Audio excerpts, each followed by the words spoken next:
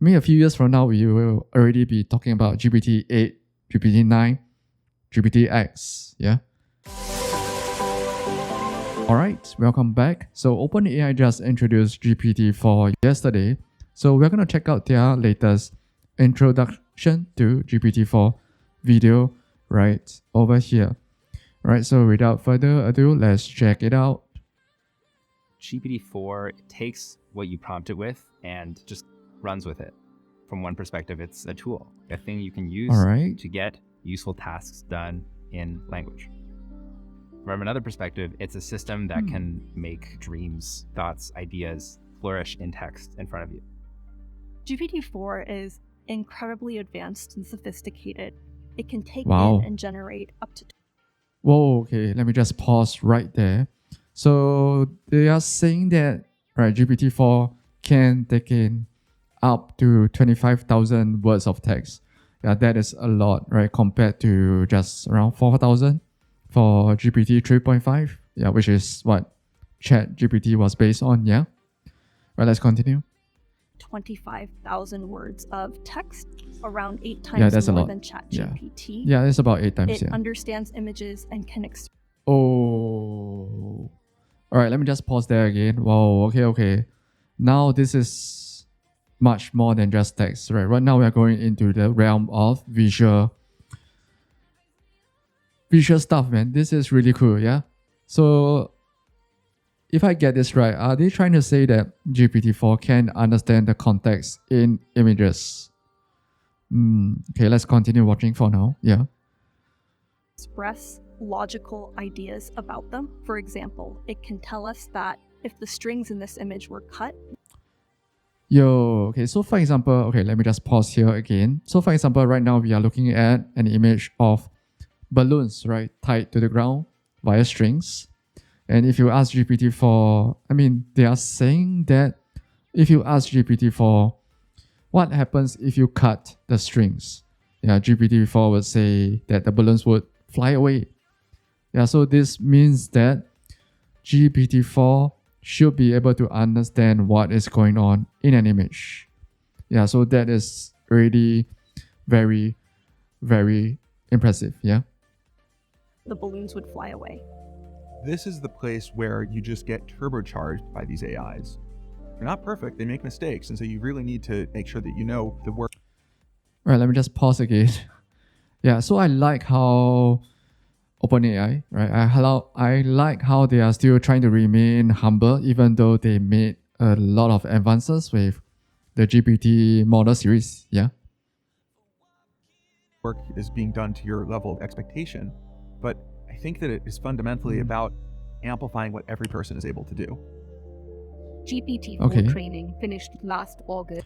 All right, so something important here as well. Let me just pause there. So they mentioned that GPT-4 training finished last August.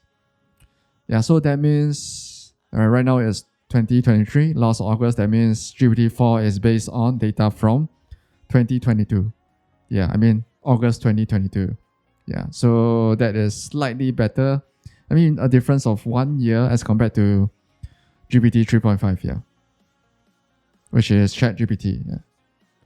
And everything that's been happening in the past few months up until we've released it has been a giant sprint to make it safer, more aligned, and also more useful. We have put in already a lot of internal guardrails around things like adversarial usage, unwanted content, and privacy concerns. And when Okay, yeah, so just a quick pause here as well. So I do understand where they're coming from, right? When OpenAI tries to do something like this, because there are talks and discussions about ethical AI implementation. So this is, I guess, one way they're going about doing this. Yeah. we release a model, we know things are not done. We know we have to learn. We know we have to update. We know we have to keep improving all the systems around it to make it suitable for society. To me, the most compelling use cases of these technologies will come from starting with a real human need. The obvious one where these systems have really incredible potential is in education. GPT-4 can teach a huge range of subjects. Yo, education. Imagine giving a 5th grader a personal math tutor with unlimited time and patience. It's a great tool to bring learning to everyone in a way that is personalized to their... Right, just another quick pause here as well. So I hope you can see where they're going with this as well. Yeah, because I definitely can see the potential with using ChatGPT to learn about new topics that you are not familiar with, right? Especially if you're a student who maybe you're still undergoing high school or maybe college. Yeah, in a way, ChatGPT or GPT-4 in this case can be a good search engine in a sense. Yeah, provided that you're asking GPT-4 on topics that it has already been trained on. Yeah, so that's August 2022. Yeah, skill level. GPT-4 brings the dream of having the most useful, helpful assistant to life. It's really about adding as much value to everyday life as possible.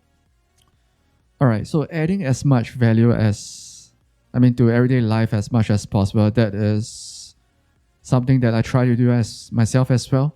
Yeah, so I think it. The partnership that OpenAI has with Microsoft is to shape this technology into something that's going to be useful. Okay, by the way, if you didn't know, Microsoft kind of invested a lot in OpenAI. Yeah, so this is Kevin Scott, right? CTO of Microsoft. Yeah. For the world. The power of AI, hopefully, is that it can help us be more productive, which ultimately leads to better quality of life. The development. Yeah, so that part about being more productive with AI, I do agree with that because I can see a lot of potential use cases. For example, using ChatGPT or the GPT model series, their API, to say, for example, check your code quality or even do the routine boring stuff such as generating templates or even automation in writing tests. For example.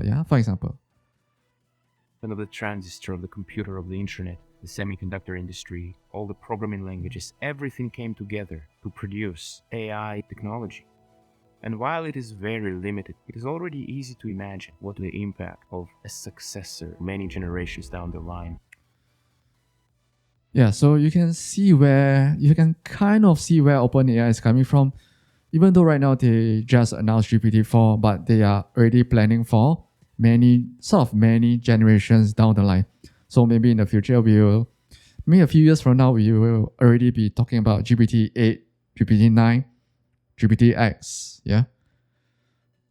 Will look like. We think that GPT-4 will be the world's first experience with a highly capable and advanced AI system. So we really care about this model being useful to everyone, not just the early adopters or people very close to technology. So it is really important to us that as many people as possible participate so that we can learn more about how. Yeah, so this part about how they are learning more about how it can be helpful to everyone is where if you have tried out ChatGPT, you usually at the bottom there's a small disclaimer where it says that whatever data that you are supplying with or you're prompting with, ChatGPT might be used to train the model back. Yeah. So always remember this. Yeah. Always be careful of what you supply ChatGPT with. Yeah. What kind of data? If it's sensitive data, make sure you get your approval on them before using them. Yeah. It can be helpful to everyone.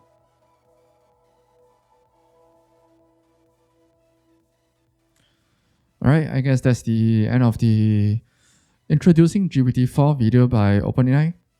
Yeah, so if I were to say, I'm quite impressed, especially the visual understanding of context of what is going on in an image. Yeah, so I'm looking forward to trying that out. Okay, so if we search for GPT-4, OpenAI, yeah, you can see that their new website is already out. Yeah, GPT-4. Okay, so right now, the way you can gain access to GPT-4 is if you are either a paying customer, so you are subscribed to GPT Plus, so that should be around $20 per month. Of course, that depends on where you're from. Okay, or if not, you can go onto their website here. Wait, it should be somewhere here where you can sign on to their. Yeah, right. So over here, let me just zoom in for you so you can see this. Yeah. So to get access, right, to GPT-4 right now, right, either you sign on to ChatGPT Plus. Yeah. If not, right, please sign up for their waitlist. Yeah, which is what I did. Right. So this is their waitlist. Make sure you, okay, I'll put this link in the pinned comment below. Right. So if you're interested in the GPT-4 API, right, remember to sign up. I mean, that's if you do not want to pay $20. Yeah. Yeah. Just sign up and hopefully you get access to it soon. Yeah. So what do you think about GPT-4? Are you excited to try it out? Are you excited to get your hands on the API? And if you are a ChatGPT Plus subscriber, let us know the experience, right, using GPT-4 in the comments below. And of course, if you have any other thoughts about ChatGPT or GPT 3.5 or GPT-4 models in general, share them in the comments below as well. Okay. As always, if you have not already hit the subscribe button, right, be sure to do so, okay, because it helps the channel a lot and it'll be really, really cool for you to do so, yeah? Okay, and as always, stay safe and stay awesome, everyone. Cheers, man.